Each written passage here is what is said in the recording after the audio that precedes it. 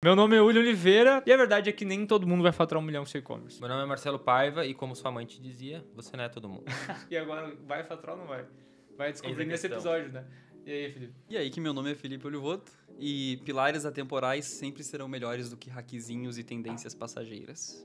Caraca, mano. Agora, peraí, É filosofia ou e-commerce? um segundo para Qual poder Absorva. absorver essa informação. Absorva a palavra. Vamos mudar o tema do episódio de última hora aqui, então. A filosofia vencedora no e-commerce. Porque meio que foi isso que a gente As fez. 15 filosofias fundamentais de um e-commerce milionário. Aham.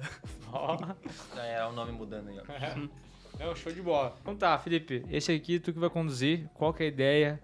Quais são os pilares? Qual que é o motivo? Qual que é a ideia, tá? O nome do episódio de hoje, pelo menos provisório aqui, é os 15 pilares de um e-commerce milionário. Então, o que eu pensei, né? Na Transcend, nossa empresa de educação, que a gente ajuda donos de e-commerce, a gente trabalha com base em fundamentos. Da mesma forma que a Invictus, que a BH operam com base em fundamentos, a gente opera fundamentos em outros e-commerces para que eles tenham resultado. Sim. Então, aqui, eu quero meio que abrir a caixa preta para quem tá escutando, Tá. de entender tudo aquilo que a gente trabalha em cada ponto. Claro que, como são 15 pilares, esse episódio daria pra ter 15 horas, porque no mínimo a gente falaria 1 hora sobre cada pilar. Sim. Mas eu acho que dá pra gente dar uma pincelada, que só essa pincelada já mostra, assim, o tanto que é necessário ter um acompanhamento justamente pra fazer isso aqui, esse trabalho Tá. que a gente faz pela pessoa, ensina como fazer, mas já dá um norte bem importante também. E aí eu acho legal a gente ir por partes, como tá até dividido aqui, por tópicos, mas começar por cada etapa, a parte de atração e posicionamento, depois a parte de conversão e vendas, a parte do pós-venda. Tá. E a gente vai trabalhando aqui, conversando em cima um pouco daquilo que a gente faz, qual que é a visão de cada um de vocês sobre cada um desses tópicos no e-commerce. Sobre cada um dos tópicos. Não, perfeito. E a verdade, pessoal, é que o e-commerce é algo extremamente complexo, porque há muito o que se fazer, né? Há muito o que fazer. E só que qual é o problema? Dependendo da sua fase, dependendo do seu produto, dependendo da sua marca, do seu nicho, do seu cliente, do canal, dependendo de vários fatores, algum desses tópicos você vai ter que dar mais ênfase do que outros. Então, não é uma fórmula igual, né? Por mais que a gente tenha processos, esses processos vão ter esses pilares, mas não quer dizer que esses princípios que existem nesses pilares, nessas etapas, vão ter a mesma importância dependendo do seu negócio. Então, é por isso que, primeiro, é importante entender quais são os pilares mais importantes, os que mais mexem o ponteiro, os que mais fazem a venda acontecer, ou os que fazem a venda não acontecer, se bem feitos, e ter um direcionamento depois para entender dentro do seu contexto, adaptar para a sua realidade, entender quais são esses que você vai dar mais ênfase na fase do seu negócio. Então, basicamente, vamos começar. Pode ir, Felipe, qual que é? A partir desse teu ponto, então, a gente pode até pular, porque esse pilar ele aparecia em lucro, retenção e otimização. Só que, na verdade, ele vem antes de tudo, que é o Data Science. Tá. Que entra a partir daí já da análise da natureza do negócio, como tu falou, a gente entender as métricas daquele negócio, entender como funciona. Esse tá na penúltima página. Ah, ele tá na penúltima, mas ele Isso. vai começar pelo fim? Isso, nesse caso sim, eu acredito que faça sentido. Faz. Porque depois a gente vai pra mix de produto, né, que ali a interpretação seria de algo mais inicial. Mas, cara, tudo começa com análise de dados, né? Se a gente for começar, que a gente comece da forma correta. Cara, isso é interessante para fazer um paralelo, já que a gente comentou sobre filosofia. Das virtudes cardeais, a prudência, né? A prudência, ela é a primeira. A prudência. E a prudência tem a ver com o entendimento da realidade. Porque eu não consigo ser justo se eu não entendo exatamente o que é justiça e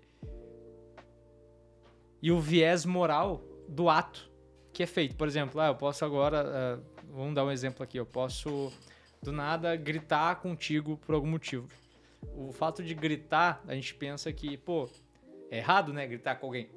Mas vamos supor que o Felipe vai estar prestes a dar uma facada no Marcelo e eu gritei para interromper isso. Então, nesse contexto, o ato de gritar não é ruim. Na verdade, ele é necessário ou parte do ato de salvar alguém. Não, né? tá pegando fogo aqui atrás de mim, tu me avisa que tá pegando fogo. Exatamente. Então, assim, o ato em si, ele não quer dizer que é bom ou ruim, mas sim a intenção do ato, qual que é o motivo, por que ele está sendo feito. Então, a mesma coisa é isso. Então, eu preciso ser prudente para entender o contexto, entender a realidade e aí, com base nisso, agir. E a mesma coisa no nosso e-commerce, a gente precisa ter os números, os dados, porque sem os dados, sem os números, eu não vou ser prudente na decisão que eu tomo, porque eu não estou tomando decisão com base na verdade, eu estou tomando decisão com base no achismo. Então é um paralelo que a gente pode fazer com a filosofia e eu acho que faz muito sentido, porque tem muitas pessoas que não conseguem simplesmente progredir porque não sabem o que fazer. E o que fazer vem de entender o que está acontecendo. O que é bom, o que é ruim, o que está certo, o que está errado. Ela simplesmente não tem parâmetro de nada. Eu não sei o que fazer. Então, eu não saber nada do que fazer é um ato imprudente, porque por que eu espero que vai dar certo se eu não tenho fundamento nenhum na minha decisão? Né? Tá entendendo o que eu tô falando? Como que eu espero que algo vá dar certo, que eu vá ter lucro, que é um resultado financeiro de uma série de ações que tem que acontecer para que o lucro aconteça, se eu não sei o que especificamente está dando certo, o que especificamente está dando errado, né? Então, o Data Science, que é ciência de dados, tem como propósito a gente entender exatamente tudo o que está acontecendo. E o que é tudo, Marcelo? Pô, vamos supor, eu vendo no site. O que está acontecendo desde a etapa que o cliente vê um anúncio meu, até que ele entra no site, vai ali, adiciona o carrinho, bota o status de pagamento, faz a compra ou não. O que está acontecendo? Qual é o volume de pessoas que eu estou perdendo em cada uma dessas etapas? E esse volume, ele é dentro de um parâmetro aceitável? Não é dentro de um parâmetro aceitável? Quem são essas pessoas que compram? Quem são as pessoas que não compram? Quais regiões que eu mais vendo? Qual é o produto que mais vende? Dentro do meu site, qual converte mais? Qual converte menos? E desses que convertem, a origem do tráfego, ele vem de anúncios pagos? E se sim, é do Google? É do Facebook? É do Taboola? É do Pinterest? E se é orgânico, qual é a origem? É do Instagram? É do Google? É do YouTube? Só de cabeça. É da você Bill? falou um monte, né? E olha que tem... Isso só de cabeça, né? Se a gente parar pra analisar, tem diversos Se eu paro pra canais. analisar, eu percebo que eu citei todos que existem. Tava aparecendo uma chamada do Globo Repórter. Faltou o Outbrain, faltou o Twitter ali. Achei que o cara ia terminar com hoje, no e-commerce em escala. Tá ligado? Vá, trouxe todos. Mas Verdade. antes do Marcelo falar, muito louco, né? Porque essa questão do Data Science, ele vai desde o mais iniciante até o mais avançado, né? Ele nunca para. É um pilar que ele nunca é abandonado. Porque tem coisas aí que tu falou que são avançadas e coisas que são iniciantes também. Mas pro fundamento de algo dar certo, a gente precisa ter Data Science. Vai pro WhatsApp, porque eu falei só do site, né? Podia falar do WhatsApp, podia falar de loja física, entender quantas pessoas estão mandando mensagem, e das que mandaram, qual que é a origem, e das que avançaram no atendimento, quantos foram até o orçamento, do orçamento, quantos que fecharam, e dos que fecharam, que produtos fecharam, qual que é o ticket do que fechou, por que não fechou, quantos tem que fazer... Gente, é um monte de coisa que... não tem como trabalhar de forma inteligente sem entender os dados do negócio. Isso independente da fase. William, mas se eu sinto que está dando certo, eu posso manter fazendo? Sim. Tanto que, por exemplo, quando eu comecei e eu vi várias pessoas já crescerem sem necessariamente saberem de tudo, só que o problema é a estagnação e a falta de avanço. Porque justamente porque não sabem o que causou o resultado, tem medo de mudar ou, né, das duas uma, ou eles não mudam, ou e fica do mesmo jeito, ou mudam o que acham que é, e aí dá tudo errado, e aí depois de 5 meses que o negócio tá dando errado, eles voltam para pensar e lembrar o que faziam antes, e aí voltam a fazer o que dava certo, gera resultado de novo, depois esquecem o que gerou o resultado e volta de novo. Basicamente muda por medo e não muda por medo, e não muda por inteligência e não muda por inteligência, tipo... Ou muda por um excesso de confiança e se ferra também, entendeu? Mudar e não mudar, ok, né? Agora eu tenho que mudar, agora não tenho que mudar. Beleza, mas o motivo pelo qual, aí tem que ser especificamente algo que faça sentido, né? Já cometemos esse erro há 1000 anos atrás aí, de 2 dias, assim, a venda não tá das melhores possíveis, a gente vai lá e muda tudo, entendeu? Até depois a gente entender, nossa, tava dando certo antes, a gente não sabia e enfiou os pés pelas mãos. É o que eu mais vejo hoje em dia. Tinha isso aqui, aí eu, fazendo consultoria, tô olhando ali a conta de anúncios e tal, perguntando, por que tu fez desse jeito? Porque o custo tava alto, que não sei o que. Eu falei assim, isso não é um custo alto, esse rose é muito bom, na verdade tu já devia estar escalando, entendeu? Mas eu pausei achando que, entendeu? Esse é o não sabendo os próprios números, é um grande perigo para não conseguir, né, para ficar estagnado, não conseguir ir mais para frente, né? E o que o William falou em relação à jornada do cliente, desde o momento que ele vê o anúncio até o momento que ele compra, é uma das primeiras coisas que a gente tem que ver. Porque, peraí, deixa eu ver o que está acontecendo agora, deixa eu ver onde tá os atritos, os pontos de atrito ali, o gargalo, né? Basicamente é como se fosse vamos dizer, uma veia, assim, vamos ver onde é que tá entupida essa veia aqui pra gente tirar e o fluxo seguir. E isso também gera bastante confusão, ainda mais quando a pessoa tá no início, porque muitos dados que em uma situação específica são bons, né, que a gente julga como bom, e em outra situação a mesma coisa é ruim. E tudo vai depender sobre se aquilo ali está cumprindo o propósito ou não. Exemplo, vamos supor, por padrão a gente tem um custo por visita, o ideal é 40 centavos, tá? Aí o nosso custo por visita está em R$2. Eu tenho que pausar isso ou não?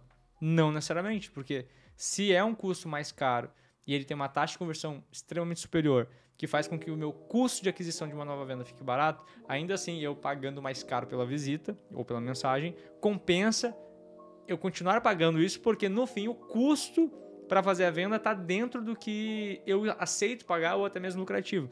E isso é uma coisa que o iniciante vai saber olhar só um número e ele vai tomar a decisão dele com base em um único número. Ele não vai tomar a decisão dele com base no contexto geral e aí do geral olhar para os números.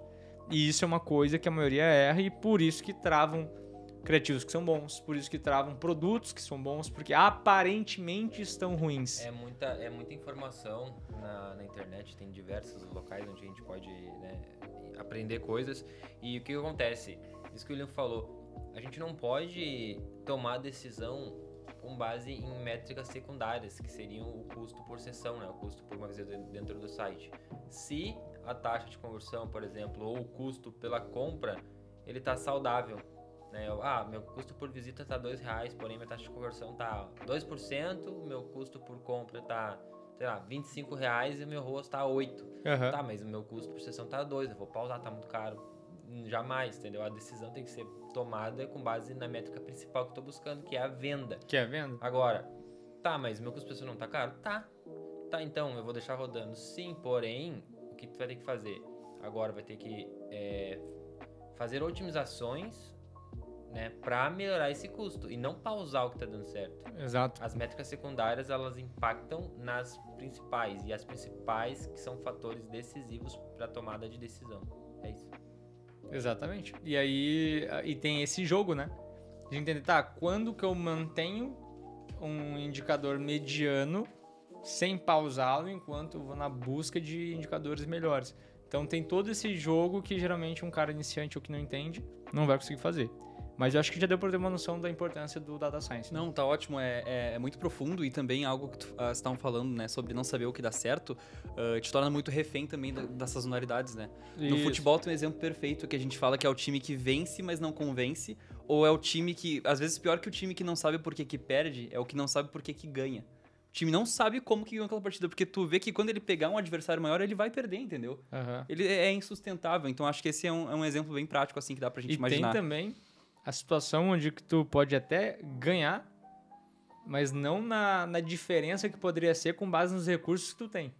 Porque os recursos que tu tem poderiam dar muito mais resultado, mas tu é acomodado porque tu tá ganhando o jogo, ou seja, tá sobrando um caixinha, tá gerando um lucrinho. Não tá tão ruim assim, dá pra se pagar. E isso é um risco também. Porque daqui a pouco tu toma uma virada e perde nos pênaltis. Exatamente isso, porque tá dando pra pagar as contas, tá dando pra continuar, então não tá ruim, né? Então, até o julgamento, porque assim, gente, qual que é a minha perspectiva de trabalho é assim, eu sei que é impossível, mas a gente sempre mira a perfeição em tudo, né? Então a gente tem que mirar a perfeição, porque a perfeição é um padrão de excelência ideal, e a ideia nem sempre vai ser alcançada, mas a gente como líder, como dono de negócio, eu acredito que a gente tem que elevar os recursos que a gente tem pra lá, pra perfeição, mesmo que hoje aquilo ali esteja se pagando. Porque eu não sei que mal que vai acontecer, tá? Em Eclesiastes, eu não sei que mal que vai acontecer no mundo. Olha, deu enchente aqui, né? Deu enchente. Às vezes vai dar uma sazonalidade fodida que tu não sabe.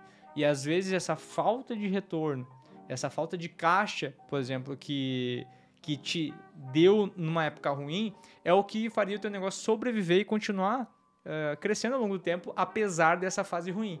Então, tem muitas pessoas que se acomodam com o resultado mediano porque tá dando para pagar as contas, tá dando para crescer um pouquinho, mas aí qualquer merda que dá, que eles não estão esperando, eles não vão ter recursos para continuar sobrevivendo. Então, teve vários casos na Invictus, por exemplo, que só porque eu tinha caixa guardado que a gente conseguiu superar. Vários erros iniciais que a gente cometeu, né? Eu demorei 2 anos para começar a tirar dinheiro de verdade da Invictus, era só reinvestindo no início, e vários erros que eu cometi lá no início eu consegui pagar, honrar com o pagamento de todo mundo, continuar com a empresa, porque a gente tinha caixa para suportar meses ruins. E muitas pessoas não têm isso. Então vive um dia de cada vez, literalmente é isso. Vender o almoço para pagar comprar pra janta, né? Exatamente, então isso é uma questão de mentalidade. Então, o maior prejuízo tá na negligência, não é nem numa estratégia que você não faz. É o desperdício. Falsa zona de conforto, né? Tá bom assim, aí até não tá mais. Até não tá mais a qualquer momento, é uma tempestade, é igual um dia, né? Um dia começa ensolarado, às vezes é uma tempestade do nada, se tu não tá preparado, se tá no barquinho ali pequeno, teu barco vira. É esse tipo de coisa. Então, isso é uma mentalidade, é uma forma de enxergar a mesma coisa. Então, às vezes, 2 pessoas com o exato mesmo conhecimento, tá? Exato mesmo conhecimento, vão ter resultados totalmente diferentes, porque uma tem uma abordagem de elevar ao máximo aquilo ali, e a outra é uma abordagem de se contentar com o que é ok, com o que é suficiente para aquele momento. Exatamente, é aquela frase que a gente fala, é melhor ser um guerreiro no jardim do que um jardineiro na guerra. Basicamente isso, porque se der uma merda, a gente vai estar preparado, independente do que aconteça. Ótimo, Fechou? ótimo. Então fica bem alinhado assim que tanto pra ti que tá numa situação ruim no teu e-commerce, quanto tá numa situação boa, Data Science é essencial e é o ponto de partida para qualquer coisa grande que tu queira fazer, tanto no teu e-commerce quanto na tua vida também, seja qual for o teu negócio, né? Basicamente, só pra fechar aqui, basicamente o Data Science ele vai responder pra onde que tu vai. É aquela grande dúvida. O que eu faço agora? O Data Science ele responde essa pergunta. E aí, William, um dos principais pilares que a gente tem, e acho que é legal começar falando dele, já é a questão de mix de produto. Qual que é a nossa filosofia quanto a mix de produto, produto isca, produto que escala, produto de margem, monetização? Pode começar a partir daí. Uma coisa que tem que ficar claro, né? Que a empresa nasce para servir o cliente. No capitalismo, o cliente é soberano. Se o cliente ele não tiver a expectativa dele atendida, logo tu vai perder porque ele tem a opção de comprar de qualquer pessoa. Então a primeira coisa que a gente tem que se perguntar no momento que a gente vai criar um mix de produto é por que o cliente compraria de mim e não do outro? Simples assim. Olha, mas eu tô começando agora, não vou conseguir ter produtos extremamente diferenciados. Isso não é determinante, porque, por exemplo, eu posso vender Apple. Apple eu posso comprar em qualquer lugar, né? Inclusive no Mercado Livre. Agora, tem várias pessoas que tem medo de comprar na internet. Então, já não vou pagar 10 mil, 6 mil, 5 mil num telefone na internet. Beleza, então, já há uma oportunidade. O cara já não compraria. Segundo, eu posso ter... É um produto que todo mundo pode ter acesso, como eu falei. A qualidade é a mesma, independente de onde eu compro. Mas eu posso ganhar na velocidade de entrega. Eu posso ganhar no relacionamento. O cara me conhece, eu vou presencialmente, mostro pra ele, tirar as dúvidas e tudo mais. Eu posso ter um preço competitivo também, não precisa ser o mais barato do mundo, mas eu tô perto do cara, ele pode confiar em mim. Então, nesse caso aqui, se eu vendo um produto que é igual em qualquer lugar, eu posso ganhar por proximidade, por relacionamento, por velocidade, ou seja, a oferta. Então, eu tenho um produto e eu adapto a minha estratégia, o meu canal para vender ele. Perfeito? E depois que eu gerei relacionamento com esse cara, eu posso vender diversos outros produtos. Exemplo, eu com o rapaz que eu comprei eu fui um desses, eu comprei um aqui perto da região. Comprei comprei outros celulares com ele já, só que eu já comprei AirPods Pro, o Air Max aquele. É Air Max? AirPods Pro Max. AirPods Max, sei lá, aquele grandão.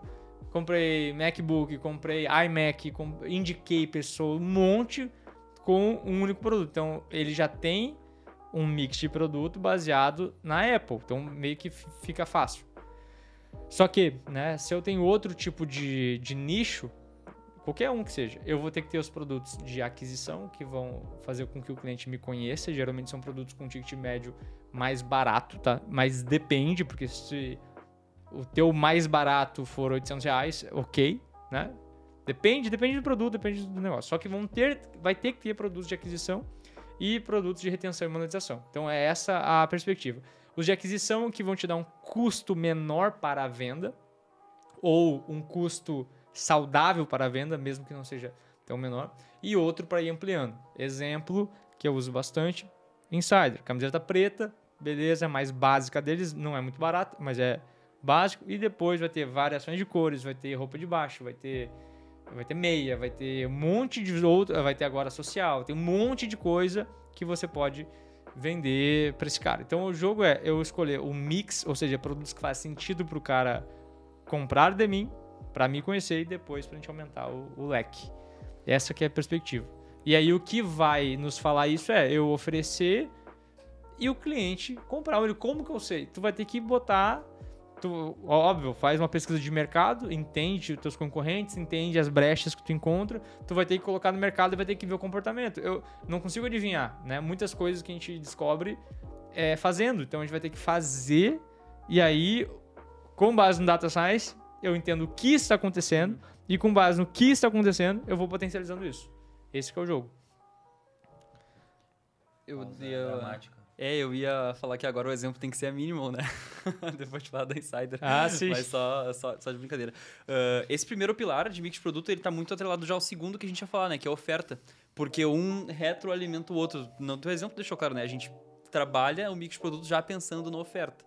É algo que tudo... Mas, inclusive, junto, né? Agora a questão da Minimal que tu falou, eles têm as roupas, mas agora tem empresa de lençol, tem empresa de outras coisas que são parecidas, ou pelo menos o cliente valoriza. Se eu valorizo o conforto da Minimal, das roupas, por exemplo, eu também vou, será que esse cara não quer dormir melhor, mais confortável?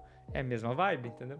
Os caras são gênios também. Uhum. É essa a ideia. Tu tem algo para acrescentar nessa questão de mix de produto, Marcelo? Ou a gente pode seguir em frente? Eu acrescentar algo pessoal que eu até preciso comprar roupa de cama. O William me trouxe uma informação nova agora. Eu vou dar uma olhada. Exatamente, porque o jogo é pensar no ser humano e o que esse ser humano que tem um desejo parecido com o que eu vendo ou que circula esse mundo, né, que eu estou vendendo, o que eu posso oferecer, que faz sentido, porque qual que é o jogo disso? Eu já paguei para adquirir esse cliente com anúncios, com esforço e tudo mais.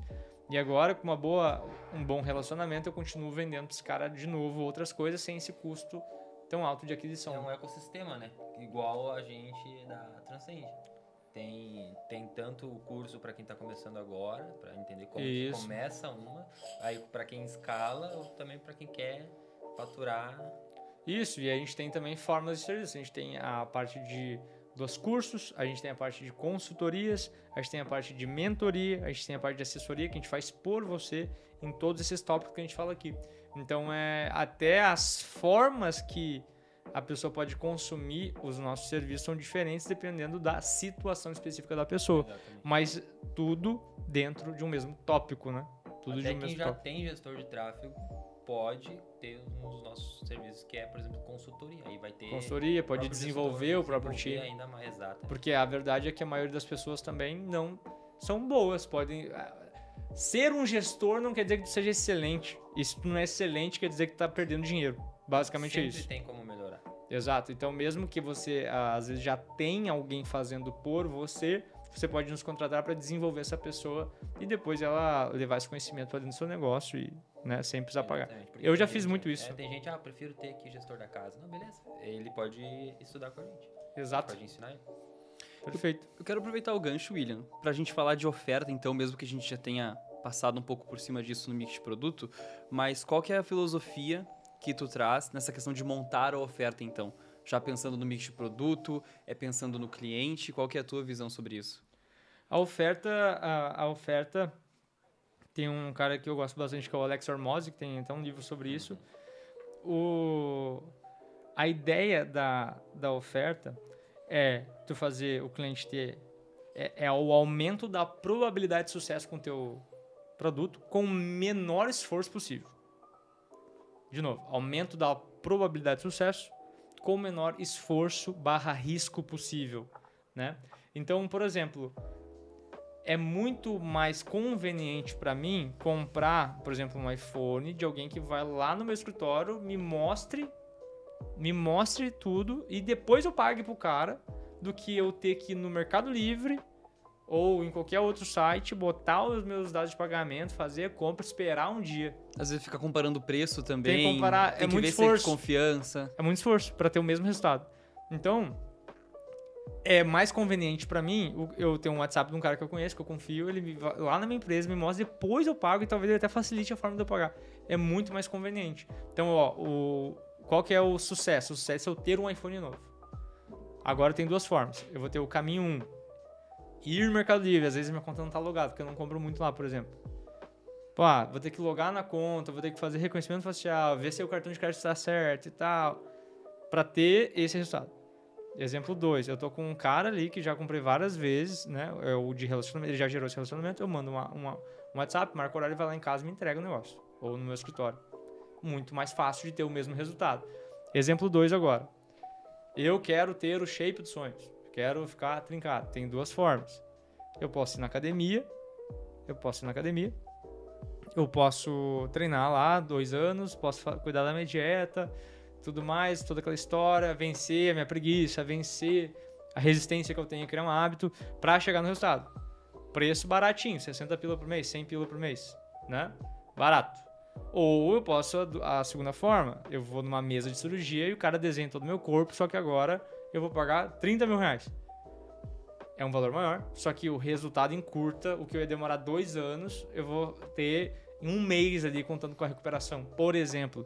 Então, eu não tenho esforço, eu não tenho que vencer hábito nenhum, porra nenhuma, eu só tenho que dar meu dinheiro para ter o resultado. Então, essa oferta é muito mais sexy e atrativa do que eu fazer 2 anos de academia, cara. E é por isso que muita gente recorre a isso. Entendeu? Então esse que é o jogo de criar uma grande oferta. Eu fazer com que ele chegue mais rápido no sucesso, com menos risco e menos esforço.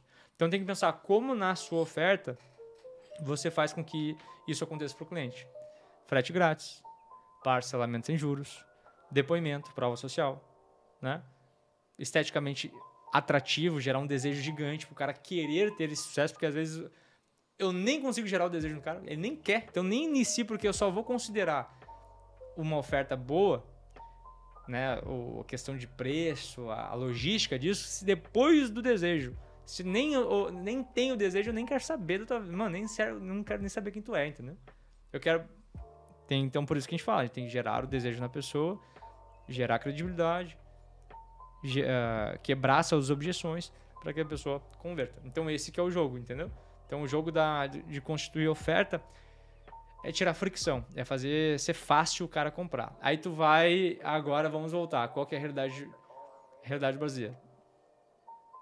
Eu quero que o cara compre num site ridículo, eu quero que ele compre num atendimento que demora 3 anos para o cara me atender, o Instagram é mais ou menos, eu não faço remarketing, eu não continuo em contato com o cliente e parece que eu estou fazendo um favor pro cara. Né? Não é eu que estou servindo ele, é ele que tem que me servir. É quase tudo invertido. Então é óbvio que tu cria um monte de atrito para a pessoa comprar. Então o jogo da oferta é tirar esses atritos, é facilitar a vida do cliente. Entende? E isso em cada etapa da venda. Basicamente é isso. Ficou claro? Não, isso é lindo, isso é lindo. Quem é mais esperto faz um checklist já, porque às vezes a pessoa não tá vendendo, né? E se pergunta, por que eu não vendo?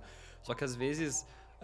não só esses atributos que tu falou, mas a pessoa se escora muito no produto, entendeu? Uhum. Eu acredito que meu produto é bom, então ele deveria estar vendendo no automático, só que não pensou em compor essa oferta. E aquela frase ali que tu falou é linda. É perfeita para realmente pensar, como que eu vou fazer que o meu cliente tenha sucesso, né? Sim. No que ele busca com o meu produto. Exato. E é igual a gente tá falando com o Matheus, que é o rapaz do último podcast, né? Por exemplo, o Marcelo não tava indo na academia, por quê? Pode falar, Marcelo? Não, deixa. Porque... não tava indo, cara. Não, ele vai na academia. Marcelo, desculpa, deixa eu informar. Existem pessoas que não vão... Eu vou na academia todos os dias, porém, eu não estava tomando banho na academia. Isso, agora ficou mais... Mas tem pessoas, que nem o Felipe falou, que não vai por causa da logística. pô, não me sinto confortável num banheiro assim, tá meio estranho. Então, é uma objeção que poderiam mais pessoas ir na academia se tivesse, como ele falou, cabine individual, pessoas que querem mais privacidade e tudo mais. Não, e é uma... Não, mas é uma fricção, entendeu? a minha objeção Eu falo, é a cara, mesma, cara. eu adorei treinar lá, porém, pra mim fica muito fora de mão eu pensar, cara, eu tenho que levar mochila com roupa, tenho que levar pomada, passar no cabelo pra me ajeitar, desodorante. Ele falou que ia passar no cabelo. É tanta coisa assim que o cara... pá, Secador, mano, exatamente isso. Todo um negócio, né? Não, e o Matheus, ele é esperto porque ele já tá planejando resolver isso. E é muito provável que eu vá treinar depois disso, porque ele tá resolvendo uma fricção. E imagina eu e quantos clientes que vão começar a frequentar mais por conta disso, né? Então é muito importante. Aí as pensar outras dessa pessoas forma. pensam assim, não, mas eu já tenho os aparelhos aqui, se vira os pessoal. Ninguém quer ajudar, né? Que nem o William falou, parece que o cara tá fazendo um favor pra minha empresa, né? Em vez da gente querer ajudar. Isso é tão simples, mas o jogo, a gente de verdade pensar no cliente, galera. Assim, mesmo que tu seja ambicioso ou ganancioso, queira ganhar dinheiro a qualquer custo, o jeito de ganhar dinheiro a qualquer custo é ajudando a galera. De maneira lícita, pelo menos, né? De maneira ilícita aí é outros 500, mas de maneira lícita, pra te ganhar mais dinheiro, eu tô ajudando de verdade o cara, vendo o que tá atrapalhando no processo e ajustando esses detalhes. É tão simples quanto isso. Tão simples quanto isso. Só que, óbvio, tu vai ter que ir desenvolvendo um repertório para entender quais formas viáveis de fazer esses ajustes, porque às vezes nem tudo que o cliente quer a gente vai entregar, porque não é possível, não é viável. Porque se o cliente quisesse, qualquer serviço ele ia querer de graça, da melhor qualidade e no menor tempo possível e com os maiores do mercado. Se o cliente pudesse ter tudo isso de graça, ele ia fazer, cara. Ele ia querer e ia aceitar. Só que nem sempre é viável. Então, tu tem que encontrar esse meio termo, né? É o custo-benefício, É. basicamente. Lindo. E aí, seguindo Obrigado. a partir disso... E aí, seguindo a partir disso, né? Bom reforçar. Tudo isso que a gente falou conversa já com Data Science. O que a gente vai falar agora de ambiente online vai conversar também com mix de produto. Só que se a gente for repetir isso a cada tópico que a gente falar, vai ficar muito repetitivo, né? Com o perdão da redundância. Só que são pilares, né? Então, assim, os pilares, eles precisam dos outros para funcionar, né? Não é apenas um pilar que sustenta um prédio, são diversos pilares e essa é a metodologia que a gente tem. A gente faz o alicerce inteiro com base nesses 15 pilares. Mas perfeito, agora que a gente falou de mix de produto e de oferta, eu quero falar de ambiente online como um todo, que aí englobam vários pilares que a gente já tem. Uhum. Tem a questão de site, Instagram, WhatsApp, mas acho que a gente pode compilar tudo isso em questão de ambiente online. Porque se a gente for pontuar exatamente o que é trabalhado em cada um deles, eu acho que fica muito inflado e, na verdade, que a gente segue princípios que olham para o cliente e com base em Data Science também. Isso. Então, entrando agora, ambiente online, William. O que a gente mais trabalha? Qual que é a nossa filosofia também de pensamento nesse sentido? É a mesma coisa, a gente segue na mesma linha. O jogo do ambiente online é a gente antecipar todas as possíveis objeções que o cliente tem e já preparar o ambiente para que, ao cliente entrar nesse ambiente online, Google, Instagram, YouTube, WhatsApp, site, TikTok, qualquer coisa que o cliente seja capaz de entrar e ver, tem que antecipar objeções, não criar objeções. Simples. Isso é eu extinguir as fricções do meu processo de venda. Então, Reclame Aqui também. Tem gente que não cuida disso. Então, Google Meu Negócio, as campanhas institucionais, enfim, tudo que é possível o cliente ver. Então, o jogo do ambiente online é a gente criar estratégias, rotinas, linhas editoriais, né? Copy, para antecipar. Então, olha, mas eu tenho que ficar o dia todo postando? Não necessariamente, se for criada essa estrutura antes. Como eu falei, lá em 2020, eu tive que reconstruir todo o meu Instagram do zero, que eu perdi ele. A gente perdeu, tinha 230 mil seguidores, hoje a gente já recuperou, tem 400 e pouco, mas na época a gente tinha 230, perdeu por causa de pingentes de time que a gente usava, não podia, não sabia na época. Perdemos, tivemos que reconstruir e só montando a mesma estrutura que a gente tinha, mesma estrutura, o que aparecia, a aparência, o ambiente que o cliente entrava, a gente conseguiu manter a mesma taxa de conversão e em 4 meses a gente recuperou todo o faturamento, que era mais de 400 mil reais mês. Então é uma coisa que a gente começou como se fosse do zero, mas a gente preparou a estrutura para receber as pessoas e continuamos investindo a mesma coisa em anúncio, ou seja, nessa mesma estrutura, tinha uma quantidade de pessoas vendo, volume, e elas, com base na estrutura que a gente criou, tomaram a decisão de compra. Basicamente isso é venda. Então a gente cria uma boa casa e aí a gente chama as pessoas para visitar ela.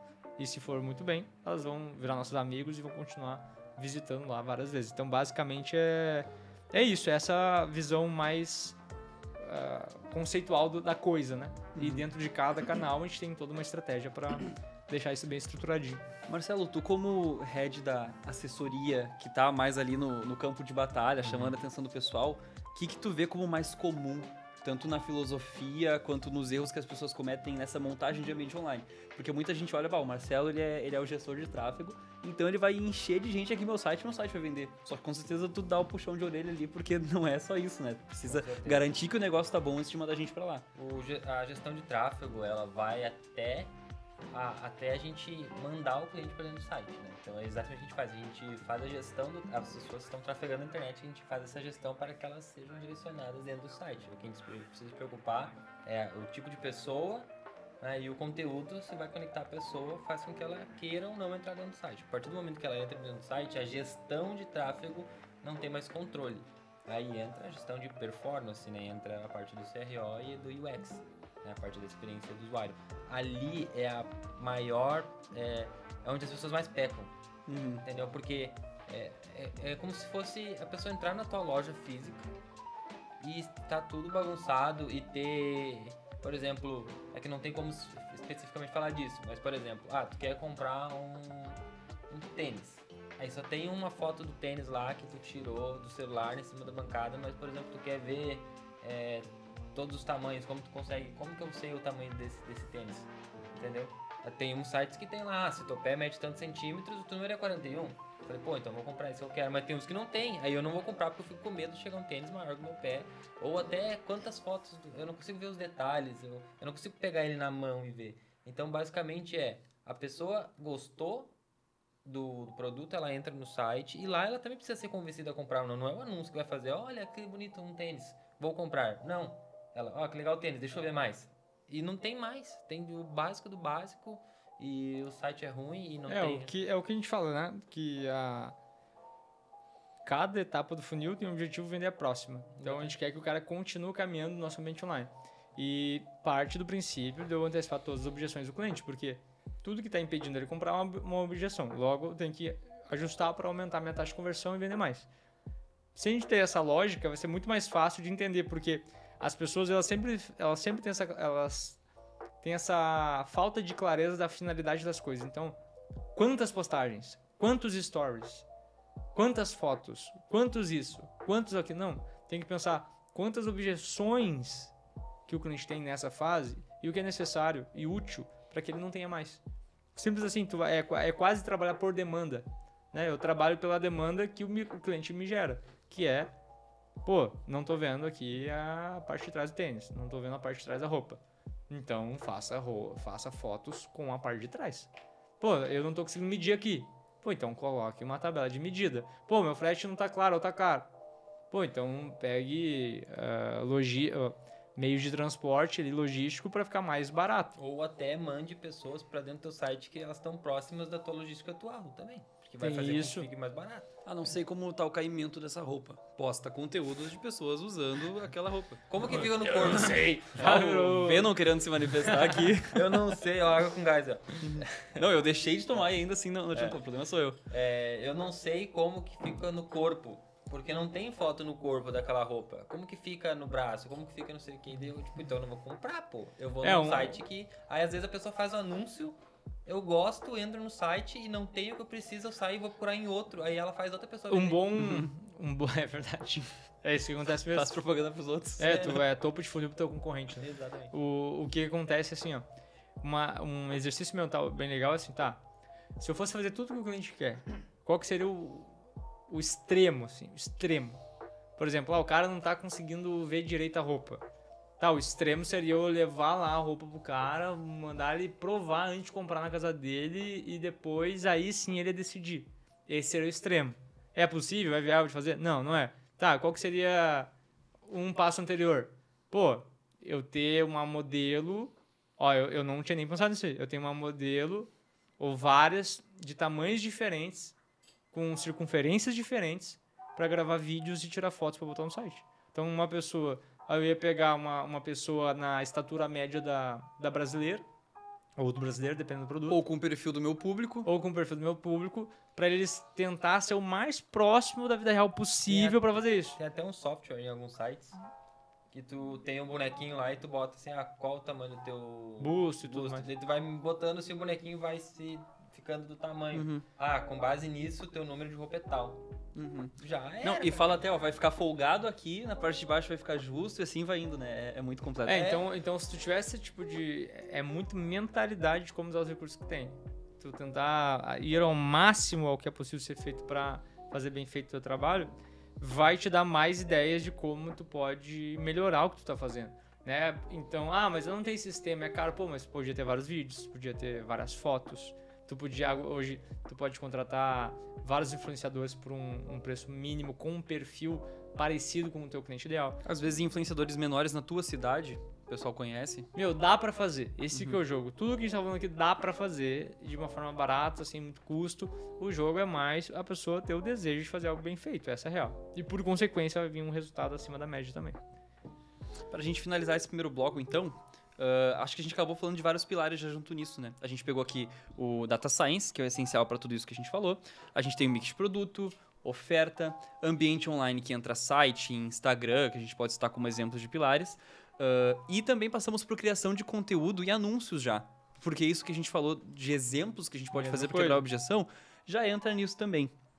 E aí a gente pode ir agora para conversão e venda, que aí entra um dos pilares mais importantes, que o Marcelo já falou um pouco por cima, mas é tráfego pago e depois disso time comercial. Marcelo, qual que é a filosofia quanto ao tráfego? Que mais que a gente pode se aprofundar, além daquilo ali que tu falou de mandar a pessoa certa para o site? Como que vocês realmente trabalham no dia a dia isso? Basicamente é uma estrutura inicial de tráfego pago, né, que as pessoas muito querem, qual campanha eu faço, quantas campanhas eu faço. Basicamente assim, são 3 campanhas principais, primárias que tu vai fazer nessa estrutura. Quais são elas? A campanha de topo de funil, né, a gente está falando de site aqui. A campanha de topo de funil para público frio, né, obviamente, tu tem que fazer o Data Science antes para entender que público é esse, a idade, gênero, posicionamento, região, tudo certinho para te poder configurar. Essa campanha aí, elas precisam ter os anúncios, os conteúdos que devem ser colocados, devem ser os conteúdos dos produtos que já mais vendem e alguns produtos isca. Para ser mais específico, ali 60% dos produtos isca e 40% dos produtos que mais vendem, né? Produto isca são produtos com ticket médio um pouco mais baixo, para diminuir aquela barreira de entrada para a primeira compra, né? Para o pessoal olhar, não vou comprar um item tão caro pela primeira vez, tá? E a outra campanha de remarketing, né? Que essa porcentagem se altera. Na campanha de remarketing a gente trabalha ali com 60% de produtos mais vendidos e 40% de produtos isca, obviamente com também quebra de objeções que podem ser conectadas com esses mesmos, né? Por exemplo, eu posso pegar um produto mais vendido e nele trabalhar uma quebra de objeção, né? Às vezes a pessoa assim, eu faço isso daí e mais vídeo de quebra de objeção. Não, é junto, tá? E uma outra campanha, tá? De teste de novos produtos. Porque tu não pode ficar dependendo só... já teve um exemplo assim, tinha um cliente que dependia só de uma calça específica. Aí essa calça acabou, ou a sazonalidade passou e aí ferrou. Não teve durante o ano inteiro o período, por exemplo, de testar e encontrar novos produtos vencedores. Para sempre ter, né? Imagina, coisa boa. Na minha empresa eu tenho 10 produtos que vendem muito toda hora. É melhor do que ter um só que acontece algum problema e para de vender. Então, essas são as 3 básicas iniciais ali. E no remarketing, a gente precisa estruturar ele fazendo com que a gente atinja todas as etapas desde o primeiro contato. Então, a gente tem que pegar quem se engajou já no Instagram, mas não necessariamente entrou no site, quem apenas entrou no site, quem entrou no site e viu algum produto, quem viu algum produto adicionou o carrinho, quem viu um produto adicionou o carrinho e colocou no checkout, e até a lista de quem já comprou para oferecer outros produtos complementares àqueles que já compraram. Porque daí a gente vai entender que a gente vai pegar todo mundo que percorreu cada caminho e trabalhar um tipo de objeção para cada uma dessas pessoas, entendeu? A minha objeção de que foi até o checkout e não comprou é diferente de alguém que só visitou a página de um produto. Talvez aquela pessoa não tenha visto o suficiente, como a gente comentou agora, fotos, descrição, o preço, alguma coisa ali, de repente foi até o preço. Por que a gente não manda um cupom de primeira compra? Porque a atenção hoje é muito fragmentada. Então, não é porque tu tem essas informações todas no site ou no teu ambiente online que a pessoa viu. Então, por isso que a gente tem que gerar o desejo nessa galera, eles avançarem no funil, seja chamando a gente no WhatsApp ou no site, e depois garantir que todos os elementos importantes para tomada de decisão sejam de fato percebidos, porque se me faltou alguma informação, eu posso travar e não comprar. Posso travar e não comprar. Então, às vezes eu não achei exatamente o produto que eu queria, às vezes eu não vi exatamente as condições de parcelamento, às vezes eu não vi exatamente o frete, não vi, ou até mesmo eu gostei, tô desejando e simplesmente eu não senti uma necessidade urgente para comprar agora, e aí eu criei ações com foco de escassez de urgência para fazer essa pessoa antecipar a decisão de compra dela. Então tem tudo isso, todas essas coisas em conjunto tem que acontecer pro teu resultado ser o melhor possível, né? Exatamente. Aí uma ideia, por exemplo, às vezes a pessoa, pô, vou comprar no mês que vem, espero virar o cartão e tudo mais. Quanto que vira o cartão? Ali, às vezes o cartão vira no dia 10 ali ou no dia 20 e poucos. Pô, entre esse período, tu quer que essa pessoa compre de ti e faz uma oferta de escassez de urgência que vai durar até aquele período ali, antes de virar o cartão. Ela fala, pô, então tem que comprar agora. Porque daí até a meta entra naquele mês. Uma ideia. E aí, para fechar, eu acho que essa questão de aquisição, a gente pode falar também de time comercial. William, na tua visão, todo e-commerce precisa ter um time comercial? Como que é feito essa análise? O que é um time comercial? Como que tu garante que um time comercial te entregue resultado? Porque tem muita gente que só trabalha com time comercial, ou pessoas também que não querem trabalhar com time comercial, quer vender por automático. Nem sabe que tem um time comercial, às vezes tem um cara atendendo e não sabe que aquilo é um time comercial, né? Aquele sujeito é considerado um time comercial. Então, qual que é a tua visão sobre isso? Eu acredito que dependendo do tipo de produto, vai ser mais necessário do que outros, né? Mas, de qualquer forma, vai ser um ponto positivo. A única diferença é o quanto tu vai escalar, né? Quantas pessoas tu vai ter. Em nichos de pessoas mais velhas, em nichos de pessoas mais desconfiadas, como é o caso da Invictus Joias, por exemplo, ou até se tu vende no atacado, que são tickets maior. Então, ou seja, ó, público mais velho, público mais desconfiado, públicos que vão comprar tickets maiores, geralmente vão exigir um time comercial.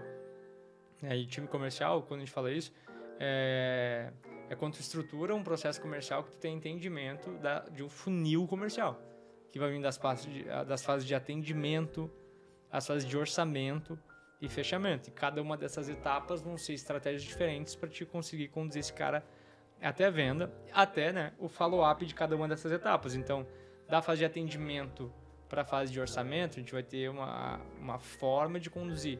A fase de orçamento até o fechamento, outra. E os caras que não te respondem, a gente trabalha de outra forma. E também tem a questão de gerar relacionamento com os melhores clientes por valor que eles investem na empresa. E com base no mix de produto que a gente pode criar ações para vender de novo ou gerar indicações para esse time comercial. Então, o time comercial, por exemplo, na Invictus, foi o que fez eu conseguir construir o negócio. E hoje é uma linha de receita muito relevante, tanto no atacado quanto no varejo, por causa do modelo de venda, né? Na BH a gente usa também time comercial e eu vejo que ele te dá um retorno sobre investimento muito maior, porque muitas pessoas que não compram no teu site por algum tipo de objeção, compram no WhatsApp. E tu pode usar essas objeções como melhoria do teu site. Então tu usa ele como um canal de contato com o cliente para pegar insights do que melhorar na tua estratégia mais automática. Então, às vezes, a pessoa deixa ali um atendimento e é meio que, só atende se tiver dúvida, mas não tem intenção de vender, não tem processo, não tem estratégia para vender, não tem quebra de objeção, não tem inversão de polaridade, não tem uso de escassez de urgência, não tem CRM para controlar tudo isso. Acaba, então, que se desperdiça muita coisa e se perde muita coisa no sentido de entender, de fato, quais são as objeções do cliente. Então, o processo comercial, para mim, é essencial em todos. A única coisa que vai diferir é a quantidade, porque se tu tiver muita demanda, o ideal é que tu tenha mais vendedores. Aí tu vai ter que criar planos de carreira, ritos de gestão, vai dar outra vibe, entendeu? É um setor que vai gerar muita receita, mas também tem que ter um trabalho bem direcionado para dar certo. Não é só monta um playbookzinho e segue, tá ligado? Mas eu vejo que inclusive, por exemplo, eu vi o pessoal da Arezzo Agora eles mudaram o nome do grupo, é um grupo bem maior, mas é uma empresa bilionária. E um dos grandes diferenciais que eles falaram é o WhatsApp, cara. Uma empresa de bilhões de faturamento, né, via e-commerce. E um dos grandes diferenciais é que eles criaram um sistema onde eles conseguem ver exatamente as compras dos clientes, o comportamento, o que compravam, né? E eles, como são um grupo, que compravam em cada loja. Então, na loja de sapato comprou isso, na loja de roupa comprou tal negócio. Então, meio que consegue mapear o cara para os vendedores conseguir chamar e oferecer mais coisas com base no perfil de compra do cliente. Então, um dos maiores geradores de caixa de empresas bilionárias, até a Renner usa, é WhatsApp. E a galera, muita gente não quer fazer. Eu já faz um tempinho já, mas eu até tava A reserva usa algumas muito. coisas na Magazine Luiza, por exemplo. Eu cheguei a olhar. E os caras me chamavam no WhatsApp pra eu comprar coisas. Exatamente, mano. Converte muito, gera mais relacionamento, ticket é maior, tem várias coisas. E como eles tinham loja física, né? Eu sou daqui da loja do centro, da cidade e tudo mais. Eu vi que você tá olhando tal item, aqui tem, se quiser vir na loja, ver melhor. E muitas vezes o custo de aquisição é menor que o site e a retenção é superior ao site também. E eles veem todo, eles sabem todo qual que é o produto, eles sabem, por exemplo, que eu nem adicionei o carrinho talvez, ou tenha adicionado. Aí eles sabem, tipo, quais são as possíveis objeções de quem chegou até essa etapa. Sabe quem tá usando o WhatsApp também? E eles já vem falando comigo Panvel, sobre isso. pra vender remédio. Eu vou na Panvel bastante, tenho... Cada- né, que é sócio lá. Cada unidade, Sério? Claro, mano, Panvel. cada unidade da Panvel, eles estão produzindo conteúdo em cada unidade. E cada unidade tem um CRM próprio pra vender na região via WhatsApp, mano. Então, assim, ó, os gigantescos estão olhando e às vezes o cara que tá começando agora não quer. Uhum. Então, assim, Por capricho. Por o motivo que eu não não, quero. porque o Não negócio tem que se querer. adequar à vida dele, entendeu? É. Panvel patrocina nós, eu só compro lá. Aí o que a gente acredita muito é assim, galera, existe o trabalho a ser feito. Se o trabalho for feito, tu vai ter o melhor resultado possível. Se ele não for, tu não vai ter. Simples assim. Agora, mas eu não quero fazer. Ou, cara, não necessariamente você vai ter que fazer. Alguém vai ter que fazer. Pô, e alguém vai fazer de bom grado. Pô, vai ter um plano de carreira, tu vai estar gerando emprego, tu vai estar fazendo a economia movimentar, tu vai estar fazendo um negócio que tem significado, vai ajudar a sustentar uma família. Então, assim, eu vejo muito sentido e para mim, a empresa, assim, é um meio de realização de sonhos, não só meus, mas de todo mundo que tá junto comigo, dos clientes também. Então, se tu tiver um olhar de, pô, sacrifício não é ruim, sacrifício é bom, as coisas vão começar a funcionar mais fácil para ti, porque muita gente é dono do negócio e o dono tem braço curto. Se o dono tem braço curto, imagina o funcionário desse cara. Se o dono tem braço curto, imagina o funcionário desse cara, e se tiver funcionário, e faz que o negócio seja desse tamanho aqui, ó, porque não abre a mente para fazer o que tem que ser feito, entendeu? E tem que tomar cuidado com aquilo que a gente já conversou várias vezes. Não lembro Que disso. Não, porque eu vou lembrar agora. O dono, às vezes, beleza, vou delegar aqui, agora já era, não preciso mais Esse é o clássico de largar, né? delargar. Aí, tipo, até a empresa ficar de um tamanho imensurável, não é o momento do dono sair da operação ali. Pelo menos ficar em cima, no cangote da pessoa que ele delegou, né? Isso é um erro que com certeza... imagina, agora vou contratar um funcionário e agora já era, agora é só uma água fresca. O problema é que ele se livrar das coisas, né? Se livrar das coisas. O que eu falo sempre, gente, assim, todas as decisões, se a gente tomar com base na utilidade, tipo assim, se realmente vai ser útil, se realmente vai edificar aquilo que eu tô fazendo, tende a ser melhor do que eu tomar para me livrar de algo. Então, eu não vou trazer uma pessoa para crescer, ter um negócio mais estruturado e eu fazer direitinho para que depois eu consiga treinar mais uma e talvez depois alguém vire um supervisor e ele comece a treinar outras pessoas. Não, ela não faz pensando nisso, ela faz pensando para se livrar do trabalho. Então, se já começou, tu vai conseguir, tu vai se livrar. Tu vai conseguir exatamente o que tu quer, tu vai se livrar do trabalho. Agora, tu ter resultado com isso é outros 500, entendeu? É outra coisa. Porque o teu objetivo, a origem da atuação foi o se livrar do trabalho, não foi fazer um negócio consistente, dar certo, porque aí tu entende que, beleza, meu objetivo é fazer dar certo, é um negócio que dá resultado, cresce com constância, sem depender de mim. E para isso vai exigir treinamento, vai exigir processo, vai exigir um certo sacrifício ainda com essa pessoa, ainda vai. E aí, quando estiver rodando sem depender, tu formou outra liderança, aí tu começa a sair da operação. Mas não porque vai ser mais conveniente para ti, mas porque é até melhor pro negócio, que daí tu vai dedicar teu tempo em outras frentes que vão fazer ele crescer cada vez mais. Então é uma atitude com base no que é útil, no que é bom, no que é necessário pro negócio, não para ser conveniente à tua vida, né? Não para ser mais gostosinho. É uma boa reflexão, né? Tipo, opa, eu tô fazendo isso daqui por quê? Porque é conveniente ou porque faz sentido, é um momento? É. Vai, é conveniente, vai, então eu vou fazer. Porque é só por conveniência. Aí é que conta um monte de negócio ruim que não dá em nada, porque é tudo por conveniência, não é por utilidade, não é pra ser bom, entendeu? É o que Paulo fala, né? Tudo que for feito sem amor é ruim. Agora, se tudo que eu faço e tem amor nisso aí, vai ser bom. E aí o amor tem a ver com utilidade, tem a ver com ser útil, tem a ver com edificar. Tem muito a ver com ser útil. Entendeu? É isso. Importante ressaltar, assim, antes da gente ir pros últimos 2 pilares, porque eu consigo ver a cara de fome no rosto de todos os participantes Eu não tô com dessa fome. sala. Eu não canso, cara. Eu sou incansável. Eu sou o dono de mim mesmo. Nós eu temos... reprimi a fome. Nós Ué. temos episódios específicos e completos sobre a grande maioria desses pilares. A gente tem episódios sobre tráfego, só sobre CRM, que a gente vai falar daqui a pouco, sobre time comercial, foi um dos últimos que a gente lançou também.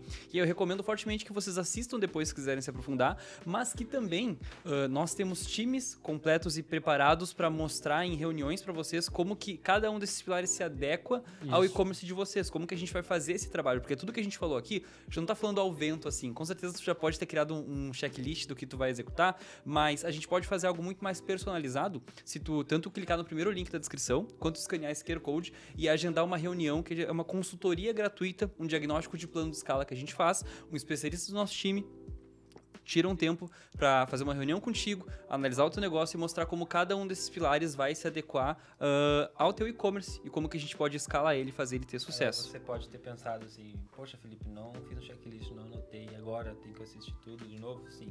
Com certeza, é o mínimo que a gente espera. Tem que assistir tudo de novo, mas, porém, reforçando o que o Felipe falou, né? Não precisa, né? Mas espera aí. Então significa que se eu escanear esse QR Code, tudo que eles falaram, eu vou conseguir falar com uma pessoa que é especialista direto. Nesse ponto específico que eu preciso e ele vai me entregar tudo que eu preciso. Exatamente. E olha, eu trabalho com o William desde que eu tenho 17 anos. E eu te garanto que ele é chato com quem ele contrata e o cara que vai te atender é realmente um especialista. Não é papo assim, é um cara que realmente está interessado no teu negócio. E esse é um gancho perfeito para o nosso próximo pilar que a gente já falou de time comercial, que é cultura. Eu vejo que as empresas do William têm uma cultura muito forte. Tanto Invictus quanto Transcend, a gente faz grito de guerra, a mentalidade do pessoal de pegar junto. E a gente direciona isso também nos nossos acompanhamentos, nas nossas mentorias. Qual que é a filosofia, William, para a gente montar uma cultura forte dentro de um e-commerce? Como que uma cultura se forma? Porque eu sei que às vezes, independente de tu querer ativamente ou não, uma cultura se forma no teu negócio. E eu queria ver o quanto que a cultura depende do dono, quanto que ela depende do ambiente por si só. É algo muito complexo, né? Muita gente tem cultura e nem sabe. Às vezes tem uma cultura ruim e não sabe. E ela é essencial para qualquer negócio que vai dar certo. Sim. Essa questão de cultura talvez seja uma das coisas mais complexas de se ensinar, porque nasce muito da visão do líder. E o líder não necessariamente precisa ser o dono. Precisa ser o líder, porque até se tu for analisar em qualquer tipo de setor que existe uma figura de liderança, ele determina mais ou menos o tom do que todos os outros vão trabalhar, até porque ele que decide quem está dentro, ele que decide quem está fora. Então tem muito isso. Então o primeiro erro que eu vejo de quem quer criar uma cultura, uma boa cultura, de gente que trabalha, bate meta, meritocracia, cresce e desenvolve, é primeiro não ter desenhado e deixado claro para todo mundo qual é o tipo de cultura. Então, todo mundo tem que saber de cabo a rabo o que é valorizado dentro daquela empresa ou não. Então, galera, é isso que valorizamos. A gente, é igual a gente lá, a gente tem a parceria, né? Então, todo mundo já parte do pressuposto que o meu colega quer meu bem, a gente explica o jeito de viver e o jeito de não viver aquilo. Sobre a questão de enfrentar a realidade sem ilusões. Então, a gente é uma empresa que toma decisões com base métrica. A gente tem ritos de gestão, a gente tem todos esses princípios que a gente cultiva lá. E eu vejo que uma criação de cultura não é algo que eu escrevo na parede e todo mundo vai seguir. É uma coisa que tem que ser reforçado todo dia, em cada ação, em cada segundo do negócio. Tem que ser... tu tem que ser meio obcecado, entendeu? Se tu quer construir um negócio... primeiro, tu tem que viver aquilo, tem que acreditar naquilo de verdade... E ser obcecado e chato. Vocês veem o que eu faço todo dia, mano. parece um pastor dentro da igreja, pastor dentro da empresa, da cultura. Toda hora a gente reforça. E o que a gente faz? A gente faz ações concretas com base nos princípios. Então, quem a gente demite, por que demitiu? Tal e tal princípio não foi cumprido. Quem promoveu? Por que promoveu? Porque tal e tal princípio foi cumprido. Por que fulaninho ganha mais dinheiro que fulaninho? Porque ele fez isso, isso e isso. Então, é muito claro as coisas.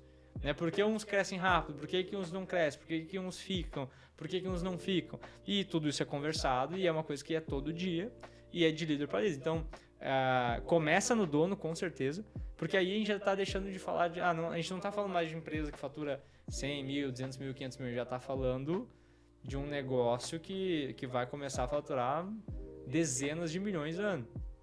E para chegar nesse nível, você tem que ter uma liderança muito forte e escolher muito bem quem são os líderes que tu coloca. Porque quem define a cultura do setor é o líder que está sob ele, né? Supervisionando esse setor. Então, só que assim, parte de um desejo interno, parte de um desejo de fazer algo grande, parte de estar disposto a sacrificar muita coisa para que isso aconteça, e aí tu consegue viver os resultados, porque é o que eu sempre falei, lá na questão da cultura, começou como uma ideia, porque não era assim. As pessoas acham que assim, vai ter uma cultura forte do dia pra noite, porque eu disse que era. Não era. E eu sempre falei e alinhei isso com o pessoal, galera. Quando a gente tá querendo criar uma cultura, a gente começa com uma ideia, é o ideal. Lembra da perfeição? A cultura seria o mundo ideal, perfeito, que tudo é lindo e maravilhoso.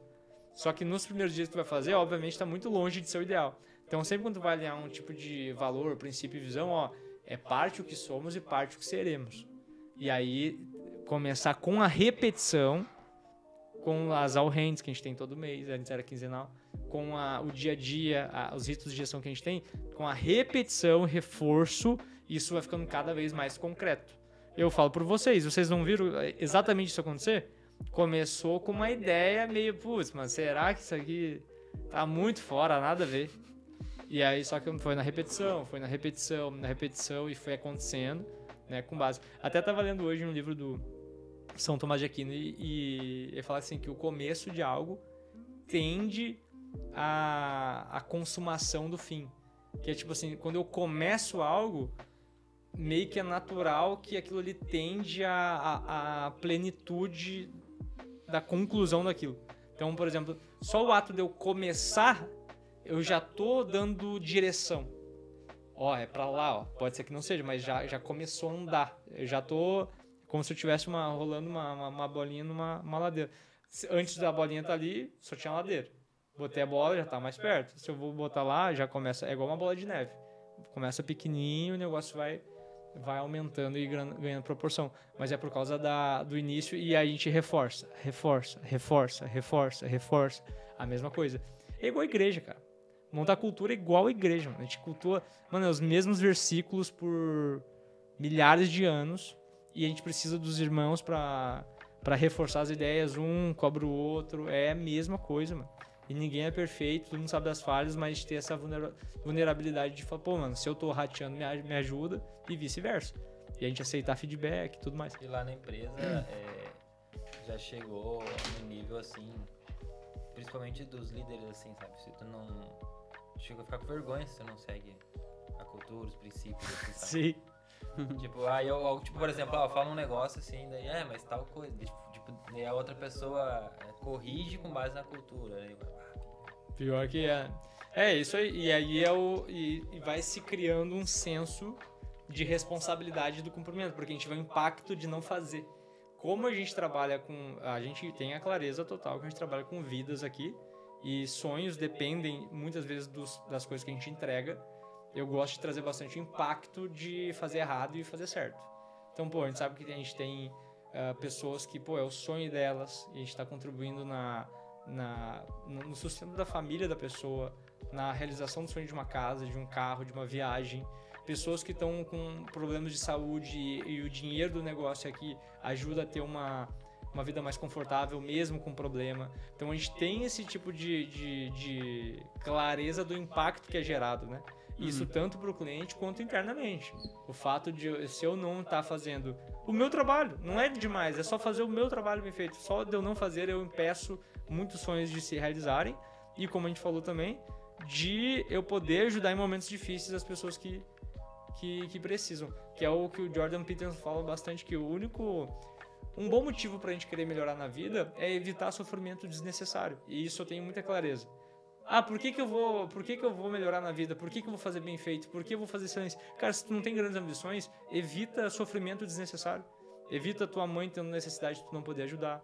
Evita alguém da tua família precisar de uma doação, de uma coisa e tu poder ajudar, evitando, né, a mediocridade. Então tem várias outras coisas que tu dá mais conforto para as pessoas, tu dá mais consolo para as pessoas se tu dá certo. Se tu dá errado, tu é mais um que vai pedir ao invés de ajudar. E em relação a essa questão de mediocridade, até que eu falava bastante pro William, assim, eu não vou estar satisfeito ainda, tipo, não importa se eu, Marcelo, tenho uma vida legal, enquanto eu não conseguir, tipo, ajudar a minha família ou amigos e tudo mais, ainda não vou parar, entendeu? Porque aí chega um momento que o William já falou essa reflexão dele já várias vezes, em que, tipo, não é sobre nós, entendeu? Não é só pra gente. Primeiro, óbvio, a gente precisa se ajudar pra depois a gente conseguir ajudar os outros, né? A gente não pode parar só no se ajudar. E pra ti, William, falando agora pro dono de e-commerce que tá nos escutando, qual que é o principal resultado que a cultura traz? Assim, ó, tentando ser mais concreto, entendeu? Eu sei que algumas coisas a gente consegue pincelar, mas é muito mais uma questão de caráter, né? Tipo, olha a realização que eu tô trazendo, mas pro resultado concreto no e-commerce dele, qual que é a vantagem de ter uma cultura bem definida?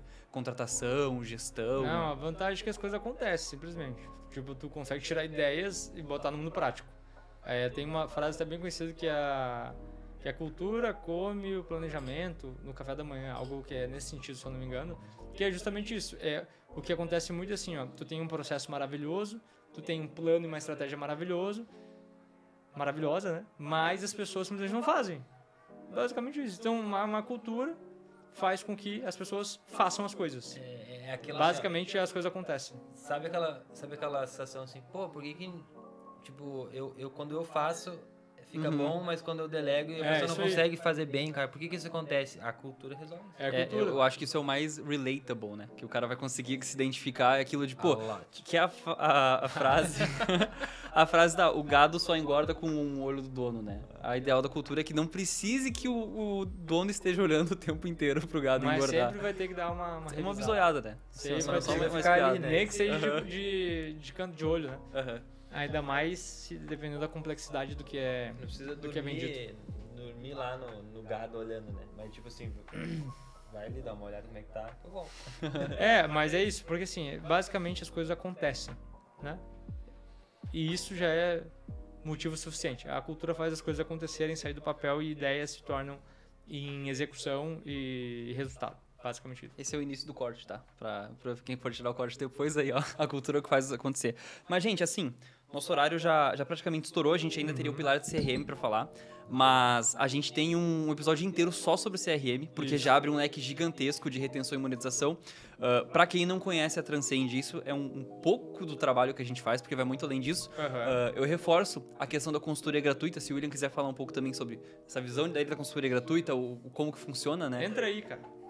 Entra e descobre. Entra aí, porque quero crescer meu e-commerce para passar de 50, 100 mil ou mais, sem que dependa 100% de mim, entra na consultoria que meu time vai te ajudar a te dar esse direcionamento. Não, e se tu ouviu até aqui e tu não tá com vontade de escanear esse QR Code, é inacreditável. Cara, não sei o que dizer pra te convencer.